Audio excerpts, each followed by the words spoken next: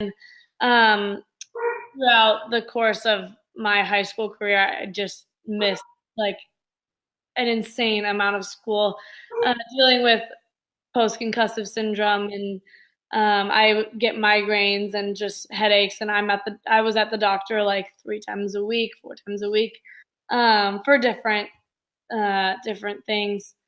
So it is just kind of a long a longer process than I had imagined by any means. But you And said to me too, you hope that people can understand from your experience. I mean, certainly, I'm sure you wish that day after the first concussion or the first time you got hit, maybe you had never gone back in, but certainly the competitive side of you took over, and maybe you wish that it hadn't. But you had said to me you want other people to learn from your experiences. yeah, for sure. And that's been a big thing with Elizabeth is I've kind of helped in saying like, well, you did get hit, like don't go back in because you see like what happened to me. And I think had I not been injured prior, I think Ellie would have just kept playing because I don't know, that's how we've been raised is just if you seem fine, you're fine.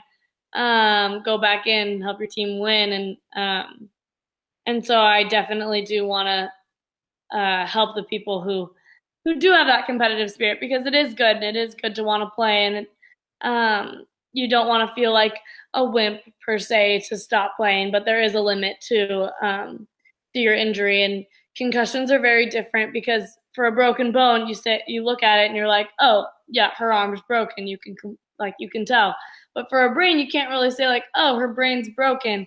It's kind of just based on symptoms, and it's not even based on severity of impact either. It's solely based on symptoms, and so you really do have to listen to your body and understand what your limit is and when you should stop playing. Well, Elizabeth, how do you feel? And I assume you're preparing for your high school season now, coming up very soon.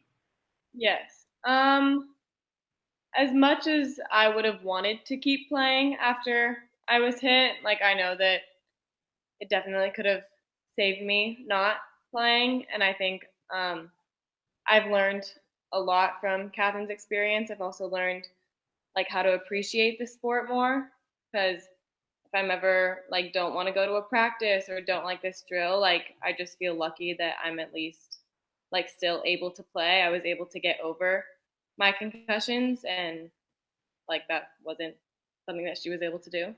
Will you continue to wear the helmet? I don't have to wear it anymore, so I'm not wearing it for high school season, and hopefully I won't have to wear it again. I guess that depends if I get hit again. But as of right now, I am 100% healed from all of Good. it.